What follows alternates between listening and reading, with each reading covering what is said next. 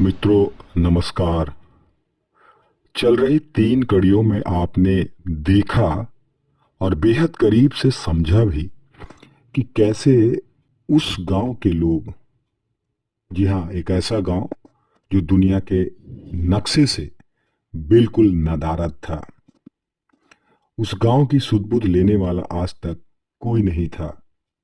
आपकी अपनी village explorer की टीम वहां तक पहुंचती है, अपने जीवन को जोखिम में डालकर नदी को पार करती है और वहां के जो ग्रामीण हैं उनसे बातें कर जानने का प्रयास करती है कि आखिर इस चुनाव के दौरान उन लोगों ने किस भाव के साथ वोटिंग की। आज उसी गांव को मैं आपको दिखाने वाला हूं और वहां के कुछ भाई बहनों के साथ संवाद स्थापित करके आपको रखने भी वाला हूं। अगर आपको अच्छा लगे तो इसे अधिक से अधिक शेयर करना ना भूलें। तो मित्रों, आप बने रहिए हमारे साथ और स्क्रीन में जो शख्स चल रहा है वह उस विशेष गांव का व्यक्ति विशेष है जो मुझे पूरी गांव की सैर सपाटा करवाते हुए गांव की उस सुविधा की भी जिक्र कर रहा है। मैं भी आपको इस वीडियो के माध्यम से उनकी बातों को, उनके उस समस्याओं को रखने का प्रयास कर रहा हूं। तो दोस्तों, आप इसे अंत तक अवश्य देखें और अपना प्यार सब्सक्रिप्शन के रूप में अवश्य बरसाएं। बहुत बहुत धन्यवाद मित्रों।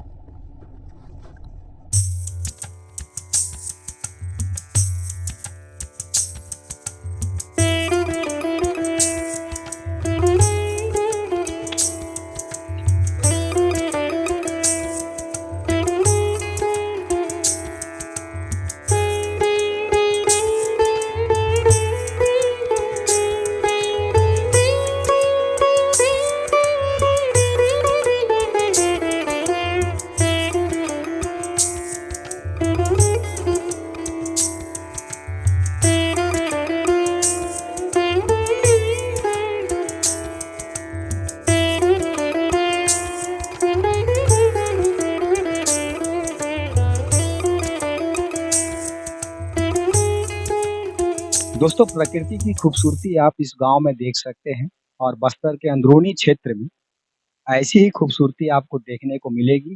घने वनों के साथ ये पहाड़ और ये सारे वन, और इसी के बीच इक्का-दुक्का जो मैं 20 घर की बात कर रहा था, और देखिए यही जो है, अगर ये सीसी रोड बन जाती है तो इनको बारिश में काफ़ी सुविधा हो जाएगी, और इन्हीं की वो बात कर रहे थे। और आगे जाएँगे तो 10 एक घर इसी तरीके से अंदर में हम लोग अगर जाते हैं तो ऐसे ही 10-12 घर और आपको मिलेंगे। तो दोस्तों, यही है यहाँ के जंगल के अंदर बसने वाले, रसने वाले हमारे आदिवासी समाज के जीवन से जुड़े ग्राउंड ज़ीरो से ये सारे तथ्य मैं आप तक रख रहा हूँ। आप देखिए, समझिए और चिंतन-मंथन अवश्य करिए। बहुत-बहुत धन्यवाद।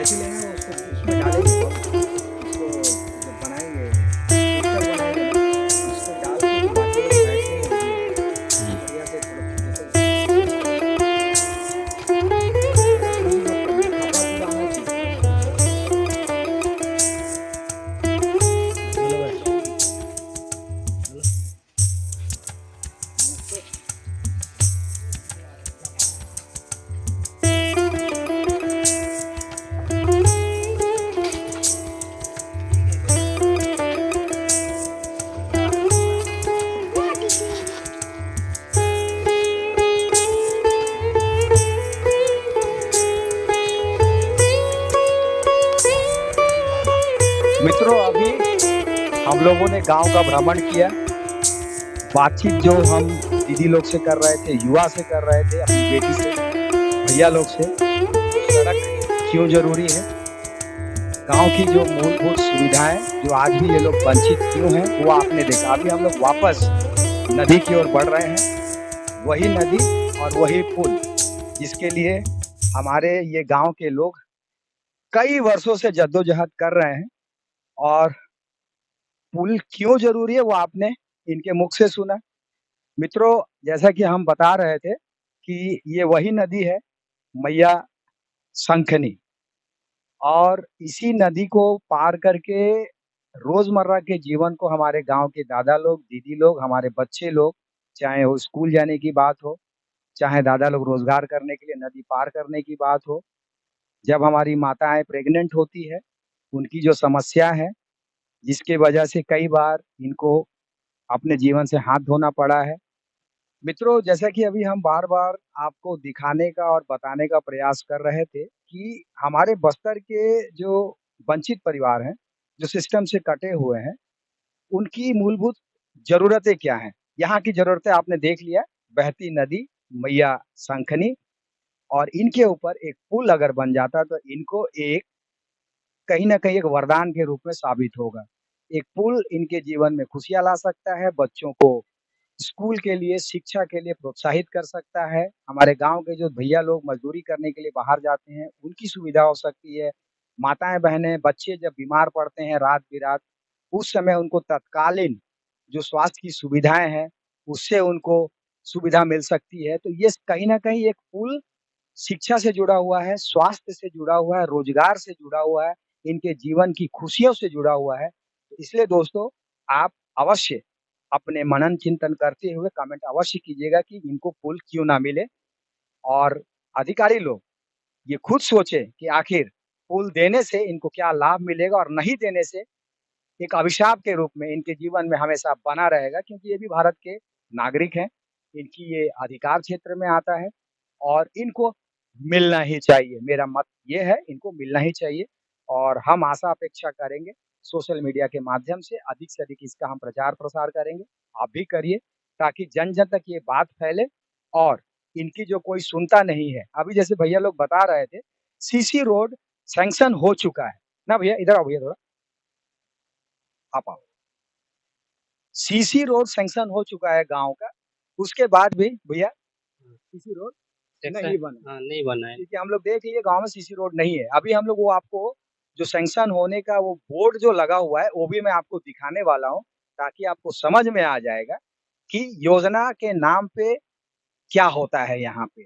सचिव, सरपंच क्यों इसका संज्ञान नहीं लेते हैं, ये उनकी कितनी जवाबदेही है, ये भी आप ही तय करिए, मैं आपके ऊपर छोड़ता हूँ। क्योंकि जनता जनार्दन है, आप सभी पढ़े-लिखे हैं, कमेंट बॉक्स पर जाकर इनके मुद्दों को आप अवश्य उठाइए। बहुत-बहुत धन्यवाद।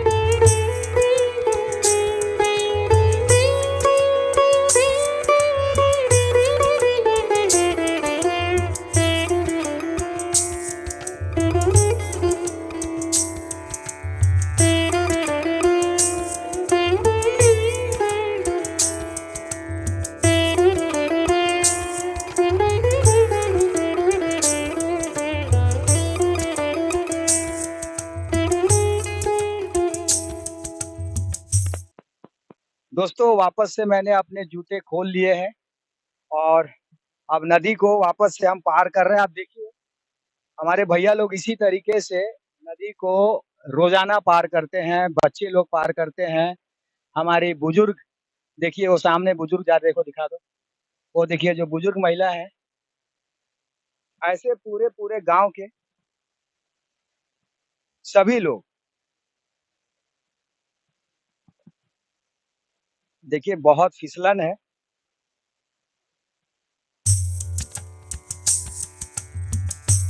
और मुझे बहुत सावधानी के साथ पार करना होगा।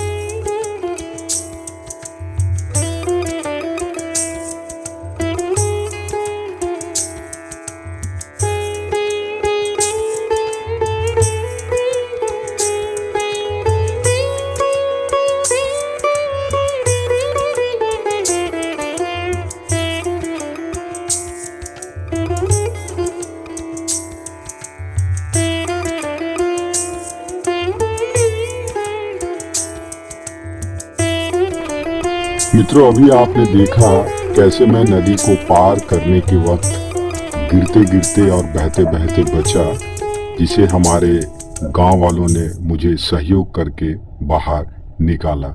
और ये अमूमन इनके साथ रोजाना ये घटना घटती रहती है। तो दोस्तों, आप समझ सकते हैं।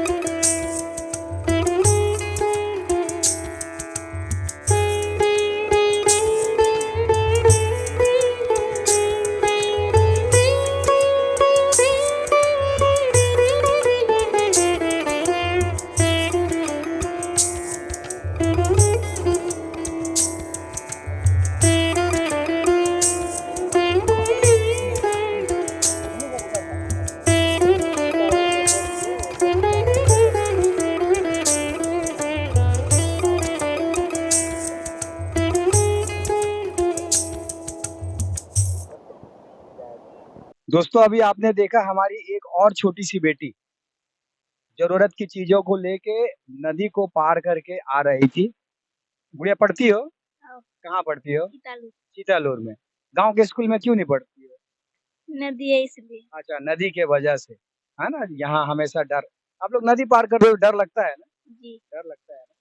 दोस्तों देखो, ये हमारी बेटी है, नाम क्या था बेटा? सुलोचना। सुलोचना बिटिया नदी के वजह से ही ये चीतालोर छात्रावास में जाके पढ़ाई करती है। और कारण आप समझ सकते हैं, माता-पिता भी अपने बच्चों के सुरक्षा के लिए ध्यान रखते हैं। तो बच्ची सामने में सुविधा होने के बावजूद भी, मतलब स्कूल तो है, लेकिन नदी को पार करना पड़ता है, जीवन को हथेली में डालना पड़ता है। इसी के लिए इनके घर वाले इनको चीतालोर छात्रावास में इनका एडमिशन करवाए हुए हैं। दोस्तों, यही है हमारी मूलभूत समस्याएँ।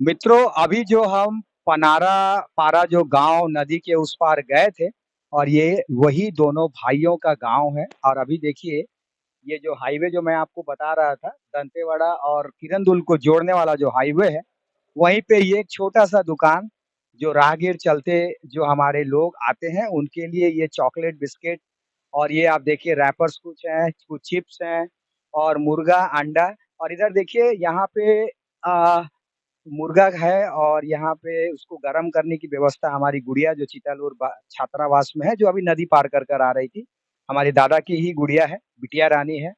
और यहीं से इनका गुज़ारा चलता है, थोड़ा बहुत जो भी इनको मिल जाता है। साल भर में कितना भैया आप लोग कमा लेते हैं?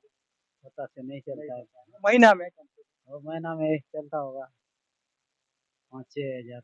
देखिए 5-6 हज़ार से ही इनका परिवार चलाते हैं, और परेशानी आप देख सकते हैं।